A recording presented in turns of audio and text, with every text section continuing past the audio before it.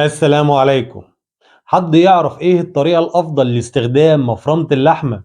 وايه السبب ان ستات بيوت كتير بتخاف تفرم اللحمة عند الجزار ومزاج عندها انها تفرم اللحمة داخل البيت؟ ستات بيوت كتير بتشوف ان افضل مكان لفرم اللحمة هو داخل البيت، وان فرم اللحمه بره البيت عند الجزار او غيره ده بيسبب لهم مشكله، بيخافوا اللحمه يحصل لها تلوث او تتخلط بحاجه معينه، او علشان يتفادوا الكلام ده بيفرموها داخل البيت وبيضطروا ان هم يشتروا مفرمه لحمه. ودي طبعا من وجهه نظرهم مع احترامنا لكل الجزارين.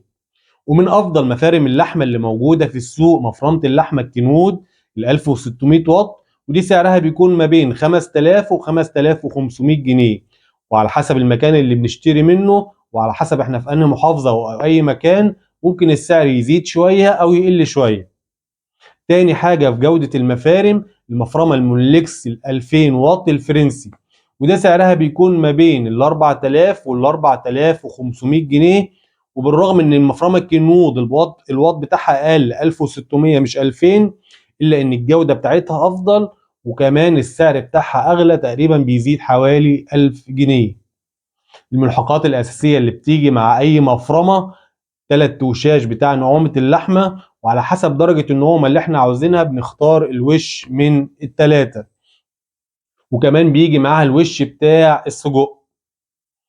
وش البسكوت يا جماعه ما بيجيش مع المفرمه، مفيش مفرمه بيجي معاها وش البسكوت. الوش ده بنشتريه من اي محل بره بيتباع في المحلات، وبنركبه على المفرمه وبنشتغل عليها.